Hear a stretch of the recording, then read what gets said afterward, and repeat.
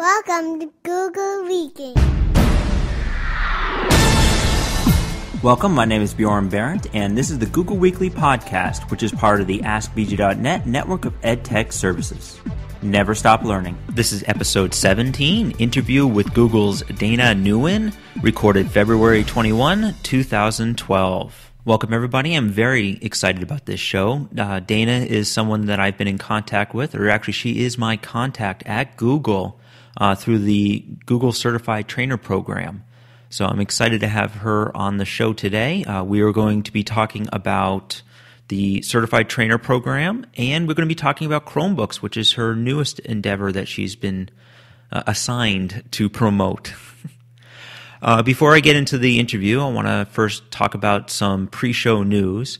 First, I will be presenting in person at the New England One-to-One Conference in Burlington, Massachusetts on March 10th. This is a free conference, and I'll post a link in the show notes. I'm looking forward to being up there, and I'm looking forward to the conference.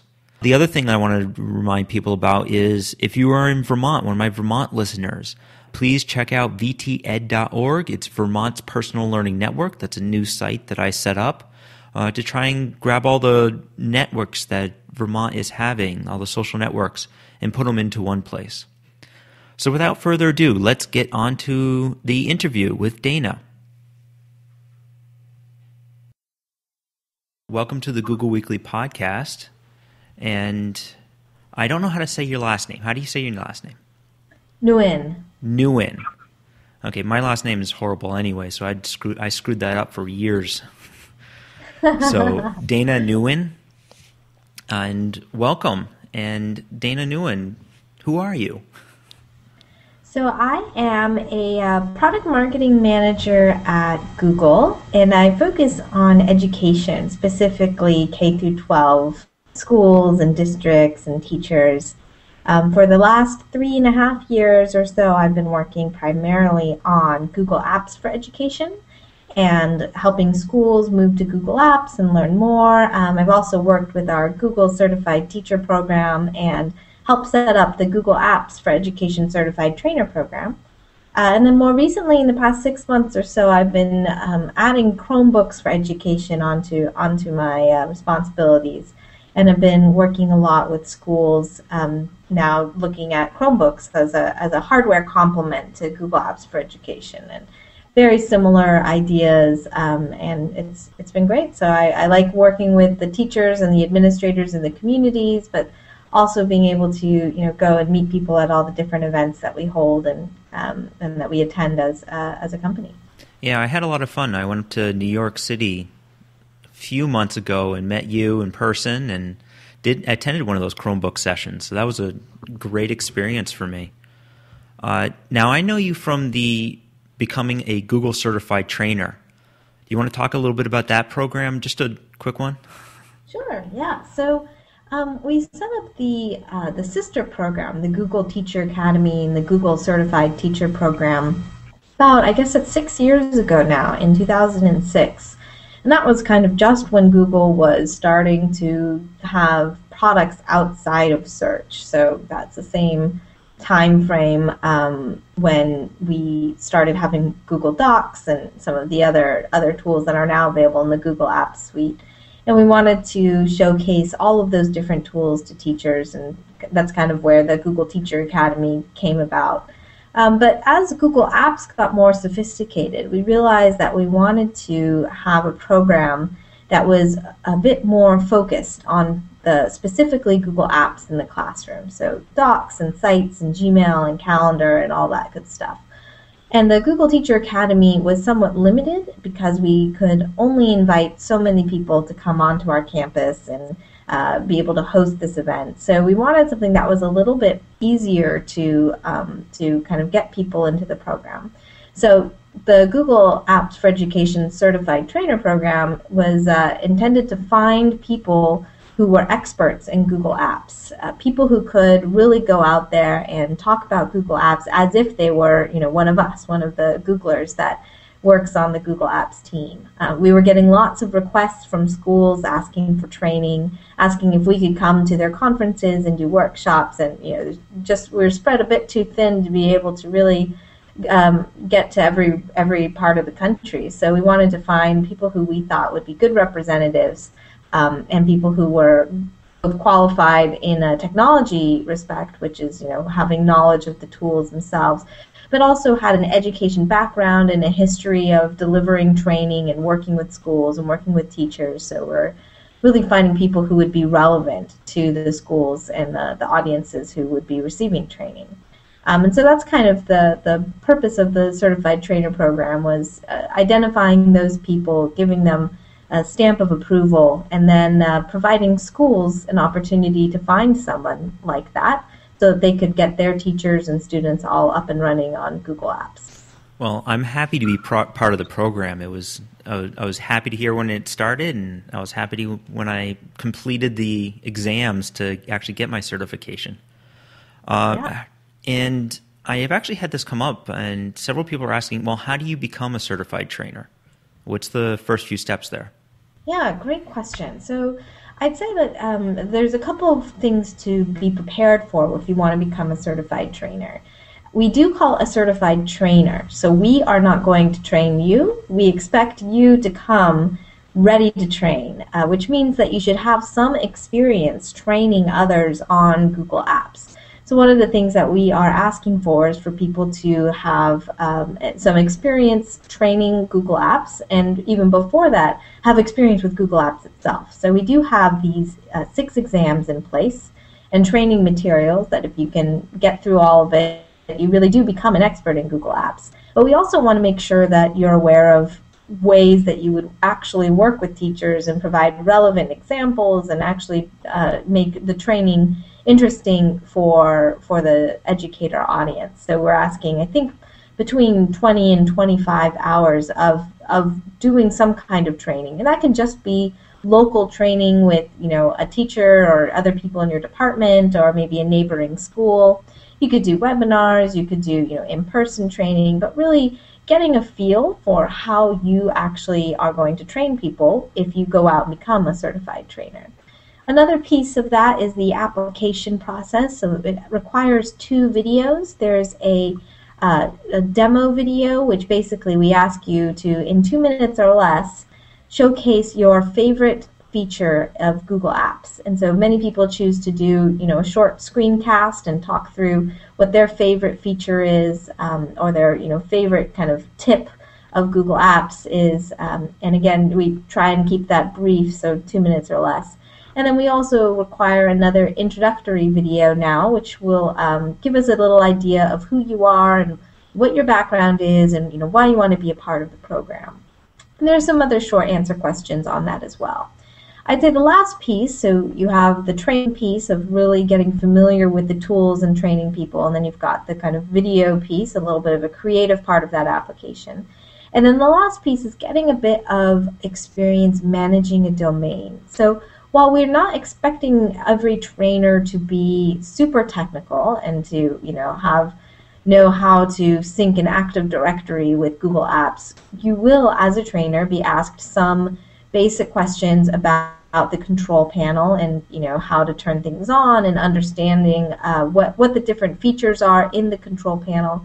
So we recommend that everybody who applies to the program sets up, even just one of the free Google Apps domains where they can explore the control panel and get familiar with it, so that they can understand if a school comes to them for some help, either about adding users, or if they've got some kind of thing they need to troubleshoot in their control panel or in their user hierarchy, that they'll be able to address those questions. So those are kind of the 3 big pieces that I say are important if you're interested in applying to the program. One is getting experience. The second is making those videos and thinking about them as they are important for your application. And then the last one is getting a bit of that technical, just kind of know-how, just walking through the control panel, reading through some of the help articles. We've got some of the stuff in the training center as well, but being able to answer those questions is something that we are expecting of certified trainers. Okay, and I'll definitely put the link to the certified trainer program in the show notes. One last question on that. Besides finding me on the podcast, which if you're listening, you probably can find me, how do you find other AppsCTs, we call them AppsCTs, Google Apps Certified Trainers in the area? Great question. So you can find different trainers in a couple ways. One way is on our Google Apps for Education website. So that's google.com/. We've got a section under our resources for our certified trainers. So you can find them there. We've got them sorted by different states, or you can see the full list. You can also go to the Google Apps Marketplace. And in the Marketplace, all of these certified trainers have a listing. They're listed under EDU specialists. You'll also find links to their profiles on our website as well when you're searching for a trainer. And every certified trainer has a listing in the Marketplace, which allows them to have reviews, give an overview of what their background is and what they cover, and other information that the trainer is willing to provide there. And there's also a way to add your own feedback. If you are pleased with the trainer that you had, you can give a rating and add a comment and be able to help other schools. And we found that lots of schools have been going to the Marketplace and reaching out to folks that that are local or people who are highly rated and things like that. Okay, well, I will definitely, you cut out there for a little bit, but I'll definitely put all the links that you're talking about in the show notes. And with that, I actually want to move to the next thing you've been working on, and that's Chromebooks. I know I have my little Samsung Chromebook, and I've been kind of waiting for someone from Google to start talking about it, so I've been really itching to talk about Chromebooks, and they are getting really big. I know there's a sister school near me that just bought one of your, what is it? When you get 30 and you get the entire lab, and they get the whole case and everything all together. But if you want to talk to me about a little bit about Chromebooks, what they are and what you're doing with them, I'd be interested. Sure, yes. So we're very excited about Chromebooks for education at Google. We think there's a lot of potential for device and just for the concept in general. And really, the Chromebook is the web, and it's really about embracing all of the resources, all of the tools that the web has to offer, which are vast. And so, Google Apps for Education falls very conveniently into that sphere. And one of the things that you do with Chromebooks is, instead of storing everything on a hard drive or storing your profiles, you actually log into it with a Google account. And so with schools that have Google Apps for Education, they're able to have a kind of sense of managed policies based on their login accounts that they have with Google Apps for Education, such that they can customize the experience for the students at their school.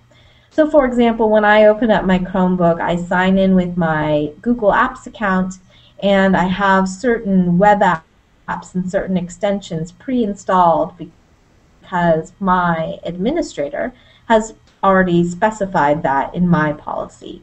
But I could log out of my Chromebook and hand it to somebody else down the hall, and when they log in, they'll have a completely different experience, because it doesn't really matter about the device as much as it matters your account, and everything is stored in the cloud or on the web.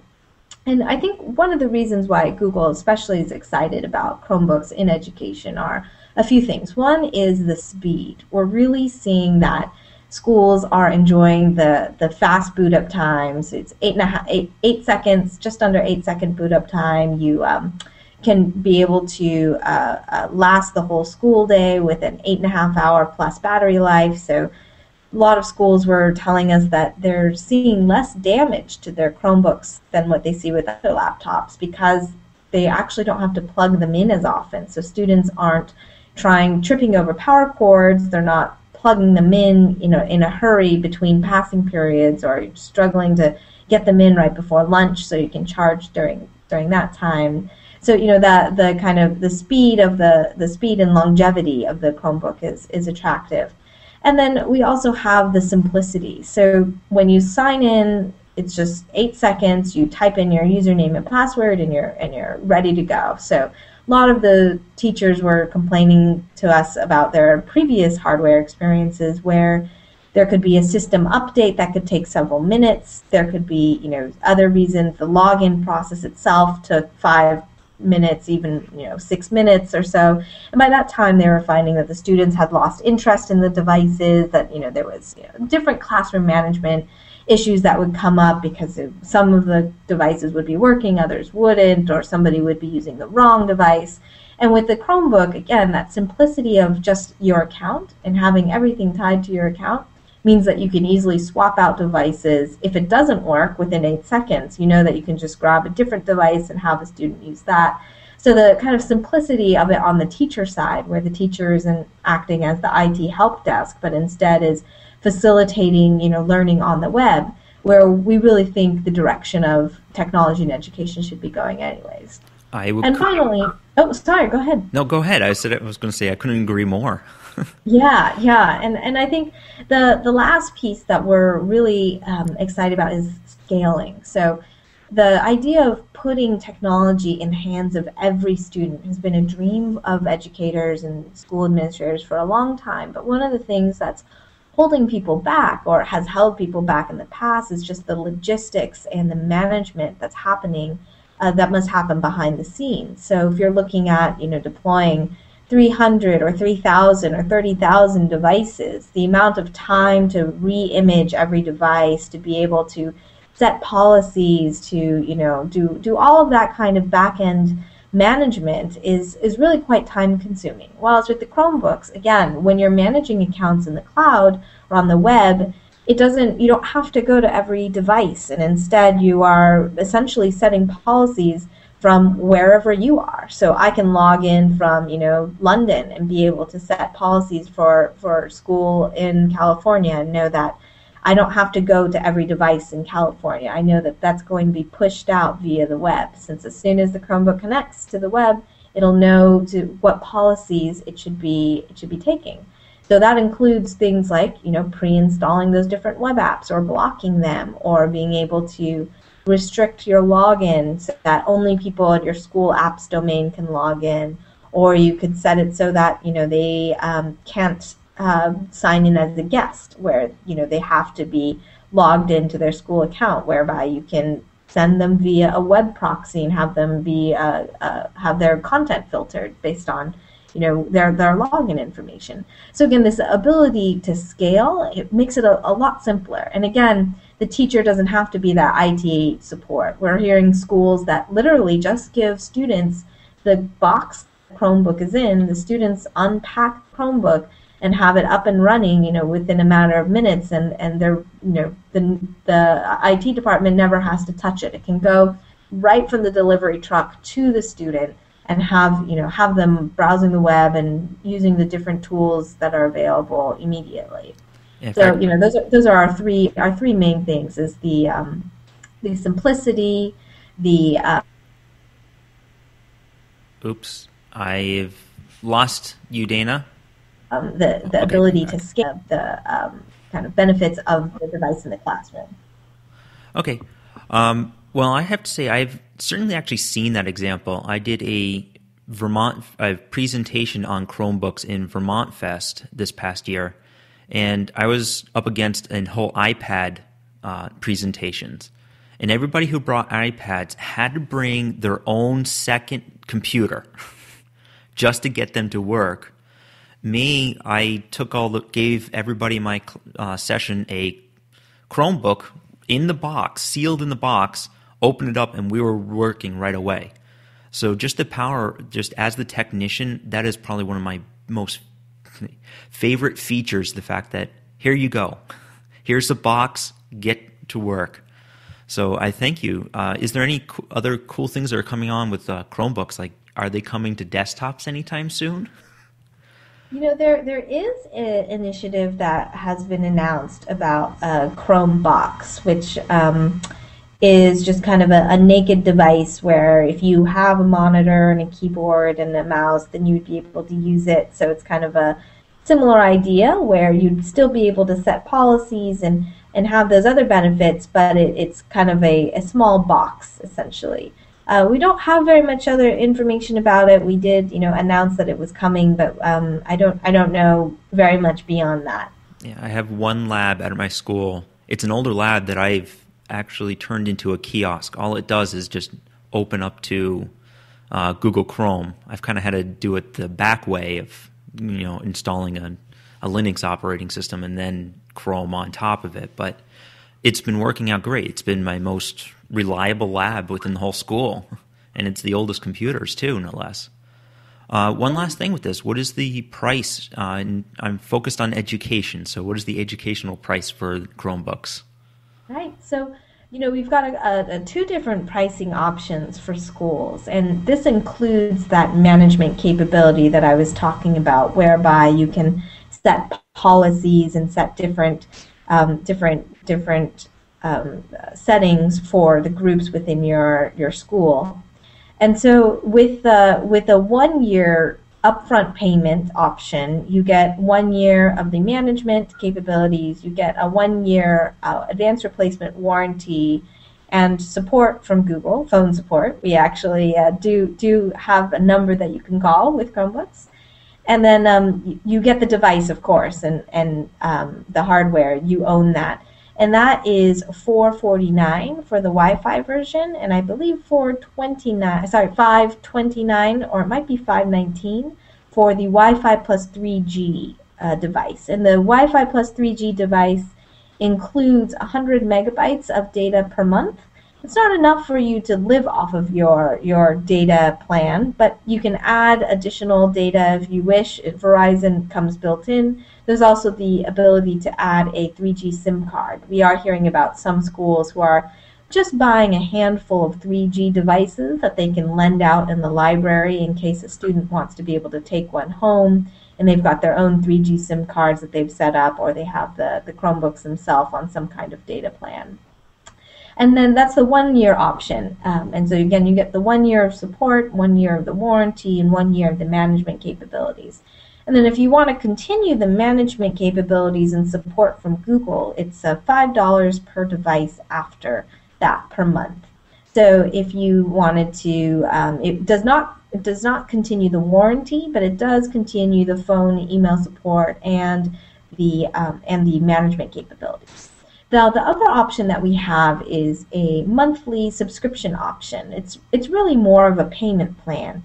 It's $20 per month, and that's for 3 years. So $20 per month for 3 years, and you get everything. You get the warranty for 3 years, you get the management for 3 years, you get the device, you get the support, all for 3 years.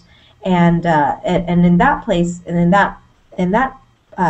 don't have to continue the extra price for the management. Everything's included for the 3 years. And then after that 3 years is done, those are still your Chromebooks. If you wish to continue management after that, you can continue it.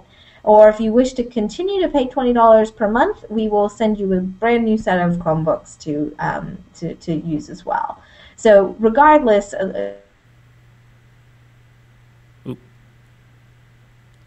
I lost you for a second there. There's been a lot of confusion around. As soon as you buy these devices, they are your devices. They are not it's not a lease to own. It's essentially a payment, a no interest payment plan if you get the $20 per month. But you can also choose to pay that up front if you like as well. Okay, well, those are great options. I can't wait to get them to school. Do you still have the mobile lab promotion going on, or is that ended? Yes, so I think the lab promotion you're referring to is that buying 30 Chromebooks or more, your first order of 30 Chromebooks or more, you get a Chromebook charging cart. It's really heavy-duty charging cart. And I believe it is still going on. I think we're trying to see if we can even extend it because it's very close to being done. It's while supplies last, and I know they are dwindling at the moment. So we're trying to see if there's a way that we might be able to extend that promotion. But for now, yes, it is going on. Okay, well, I think that's going to finish up with Chromebooks unless there's something else you can think of. But I also know you are someone who always likes little tips and tricks and things like that. First of all, I try and come up with what's new in Google is one of the premises for the podcast. Is there any new Google news, like something within the last week or two that you know of that you'd like to talk about and promote? Oh, man, what is new with Google? I checked the blog already. It's kind of I know. I was not that updated. Really just going to check the blog myself.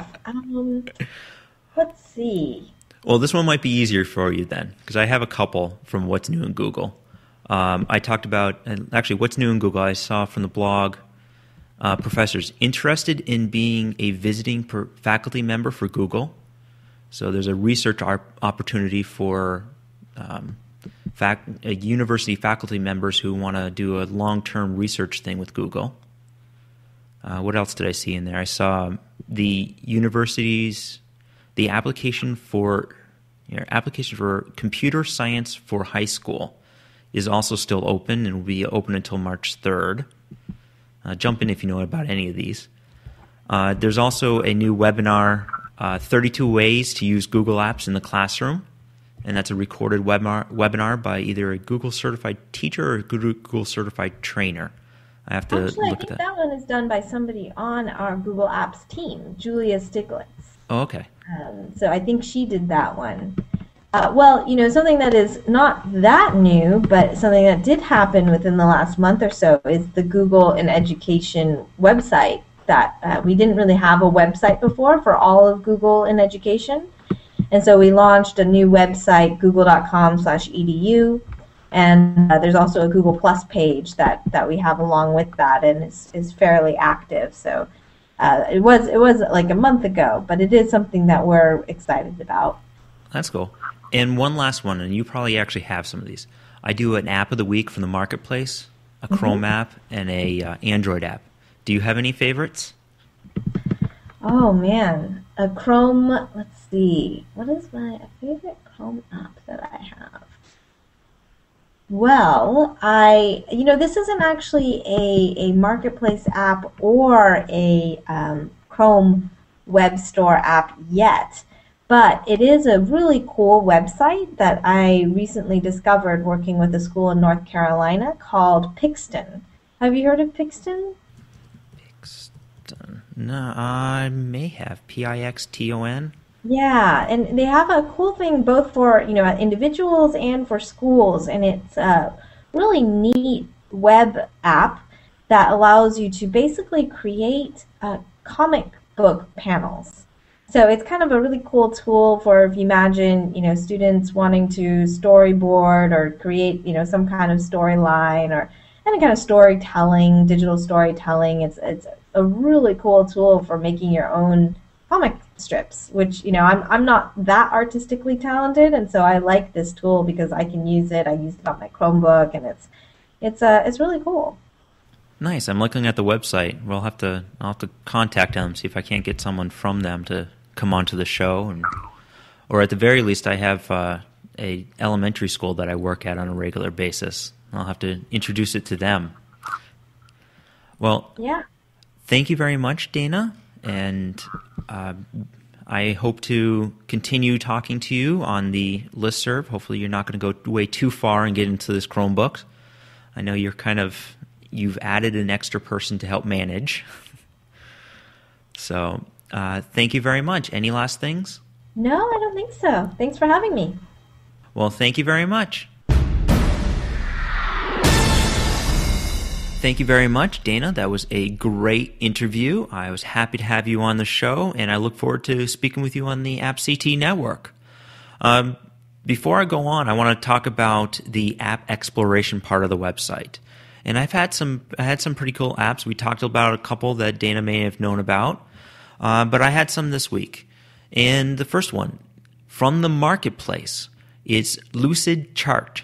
Diagramming for education. These are flowcharts, Venn diagrams. This is free to install, and there's an upgrade for education. And I was not able to check the reviews because there was an error on the screen, but this is the app marketplace. This is what your administrator would enable domain-wide, and it would show up under the More menu. The next thing I want to talk about is the Chrome app and the Android app. I'm using the same app. Because the same app is available both as in a Chrome extension and in an Android link. And what this is ClickerSchool. And this is basically a clicker system that can be used either in Chrome or on your Android phone or in combination of both. And that is called ClickerSchool. It's a virtual clicker. I was playing with that today. It looks really, really easy to use. It's free.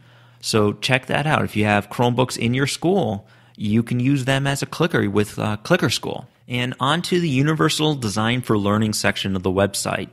This week we covered recognition networks. This is the ability to recognize patterns either visually, by hearing, by taste, by smell, by touch. And there's two approaches to this. There's the bottom-up and the top-down. The bottom-up is to visually recognize something. So if there's a chair sitting in the middle of the room, you can instantly recognize that as a chair. The next thing, and I also put in the word there. If you saw the word there written in either way that it's spelled, you recognize it as the word there. And that's bottom-up approach. Top-down approach is about contextually. So in terms of the chair, if I see a dining room table, and at the dining room table I just see this little tiny tip at the edge, I can still recognize that as a chair. And that's because contextually I would expect a chair to be associated with a dining room table. And then this also comes into the word there. Contextually, I can recognize the word there and which one to use. There they are, they're mine, or they're coming are all different ways of spelling there. And contextually, I know to use it. And that's top-down approach to recognition networks. Another thing we learned about this week is misconception. Now, the brain is made up of physical connections, and there's something that about a misconception. It can't be unlearned. You can't unlearn anything. But what you can do, especially, you can learn something wrong, and that's a misconception, but you can't unlearn that. What you can do is you can change that misconception so it is correct. You can add physically little different connections in your brain to make it all go in the right direction. And that's why it's important for a teacher to get previous knowledge from the student before they start an assignment. This previous knowledge can do a couple things. One, they can find out personal connections to the material, maybe associating it with basketball, or maybe associating it with cars, Barbie dolls if you're my daughter. And they can also take all this information. Teachers can also find out misconceptions that the students may have. Maybe they look at something and they realize, no, that's not the correct approach. That doesn't mean they're wrong. That doesn't mean I'm going to say the word stupid. That just means they have the wrong approach stuck in their head, physically built in their head. And the teacher has to change that approach and mold it. So knowing these misconceptions can direct the teacher's teaching and really allow for a quicker and stronger understanding of the student. So understanding the misconceptions is a very important thing that a teacher needs to know before they start teaching any unit. And I actually have a cool little example of this. And welcome back to my father. I'm trying and teach him a lot of things. And I had to try and teach him a lot of things about computers. And it's funny, one of the things about my dad is he was big into computers before Windows, when it was really, really complicated and where if you hit the wrong key, you kind of deleted everything and that was it. And so when my father approaches different things on the computer, he has a tendency to overcomplicate things. And in that, he'll take the most awkward route to getting a simple thing done. I think we were playing with Google+, and instead of using the circles to organize his different posts, he wound up creating multiple pages and really overcomplicating it and using one of the advanced features of Google+ that most don't even need to get into. And that's my dad. I love you, Dad, but that's you. And that kept getting him frustrated because he kept getting the most complicated way of doing things and he was using them incorrectly because he's used to this really high, complicated way of using a computer. But I've learned this about my dad, and my dad knows this about him. So in trying to teach them, trying to talk to him about this and him getting all this frustration, I've gotten to the point where all I have to say is, Dad, you're doing it again. And then we were able to quickly move on because we both realized that he has overcomplicated the situation and we now need to go simple. And that's going to conclude the Universal Design for Learning section of the podcast. And that's going to conclude the show. So thank you for listening to the Google Weekly Podcast with your host, Bjorn Behrendt. You can follow the podcast and contribute by going to www.google-weekly.net. You can follow me on Twitter, Facebook, and Google+. I encourage you to get the conversation going around the show by posting comments either strictly on the website, using the GW Podcast hashtag within your social network. I've also started a Google group that is on the website. You're welcome to contribute to that. So again, thank you for listening and never stop learning. This is Torrance, and thank you for listening.